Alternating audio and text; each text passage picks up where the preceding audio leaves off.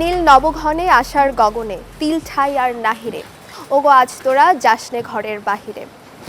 দক্ষিণখানের আশকোনা রোডের এই অবস্থাটি নিয়েই যেন রবি ঠাকুরের এমন কবিতার লাইন, যেখানে সারা বছর তো ভোগান্তি রয়েছেই, কিন্তু সামান্য বৃষ্টি হলেই যা পৌঁছে যায় একদম চূড়ান্তে।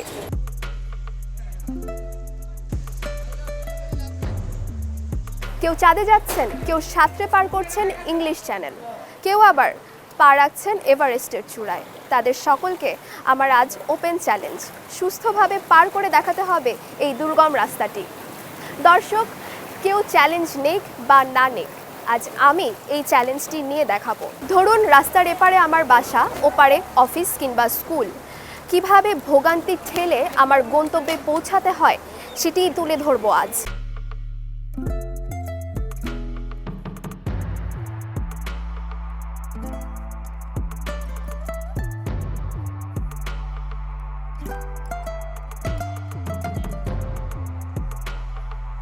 দর্শক, হাঁটু পর্যন্ত পানি আর হাজারো খানাখন্দের ভয়ে পার করলাম পুরো রাস্তাটি। প্রতিদিন এই রাস্তা দিয়ে পার হচ্ছেন এলাকাবাসী। এই দুর্ভোগ তাদের কতটা, তাদের মুখেই শুনি।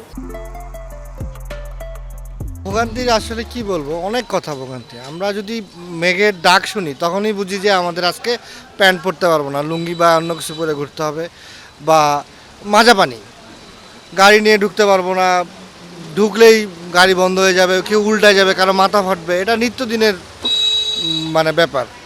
আর হচ্ছে একটা রুগী, আমার বাসায় কালকে একটা রুগী আসছে, বিশ্বাস করেন ওনাকে অনেক দূর ঘুরে আনছি।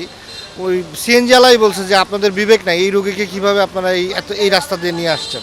এখানে আমি প্রতি দৈনিক কমপক্ষে 5টা-6টা রিক্সা আমি নিজে তুলে দিই। আমার এখানে দোকান, আমি আমার দোকানের সামনে প্রতিদিন এমন কোনো দিন নাই যে 5টা-6টা রিক্সা উল্টি না খায় এবং আমি না জায়গায় দিই। এখানে যে কোনো মানুষের কাছে জিজ্ঞেস করে দেখতে পারেন, আমার দোকানের সামনে প্রতিদিন রিক্সা উল্টি খায়। দীর্ঘদিনের সমস্যা এটা। আমরা যারা এই এলাকায় বসবাস করি আসলে আমরা প্রতিনিয়ত এই ভোগান্তির শিকার। আপনারা দেখতে পাচ্ছেন রাস্তার এই আমার পেছনে এবং সামনে বোথ সাইডেই জলাবদ্ধতা, এবং মাঝে মধ্যে দেখবেন যে কালভার্ট ভেঙে গেছে, গাড়ি চলাচল করতে পারে না, রিক্সা কিংবা গাড়ি খাদে পড়ে যায়।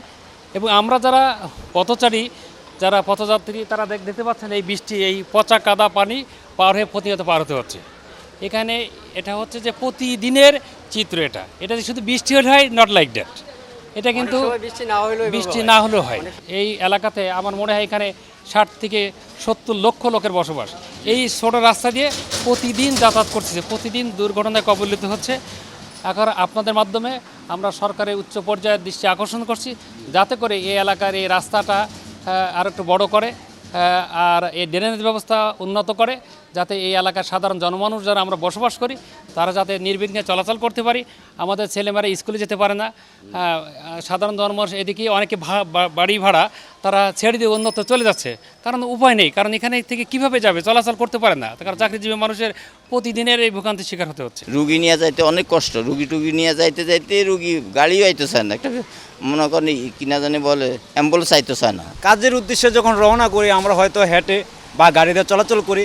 যদি গাড়িতে চলাচল করতে যাই তাহলে হয়তো যে কোনো খাদে গাড়ি উল্টাইয়া যায়, মাথা ফাইটা যায়, যে কোনো হাত পাও ভেঙে যেতে পারে। কিন্তু মানে আমরা চলাচলা খুব কষ্ট করে, এবং বাসায় রুমে পানি, যে আমরা কিভাবে থাকবো, মানে থাকাটা খুব কষ্টকর আমাদের। এখানে হাঁটার মতো জায়গা নেই, এরপর শিশু বা যারা বৃদ্ধ বয়সী আসে বা রোগী নিয়ে আসতে হয়, যার ফলে একটা আপনার রিক্সা বলেন ইয়ে বলেন, এগুলো একে তো ঢুকতে চায় না, দ্বিতীয়ত পড়লে পরে এখানে প্রত্যেকটাই আপনার মরণ ফাঁদ লুকিয়ে আছে, কখন কে পড়ে যায় কোনো হিসাব নেই, সবাই মারাত্মকভাবে জখম হয়।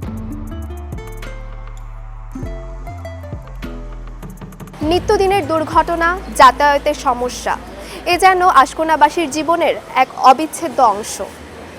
বদলেছে সরকার, কিন্তু বদলায়নি এই এলাকাবাসীর ভাগ্য। কবে বদলাবে ভাগ্য, কবে হবে এই সমস্যার সমাধান, সবার মনে এখন এই একটাই প্রশ্ন। নসিন নাওয়ার, চ্যানেল 24।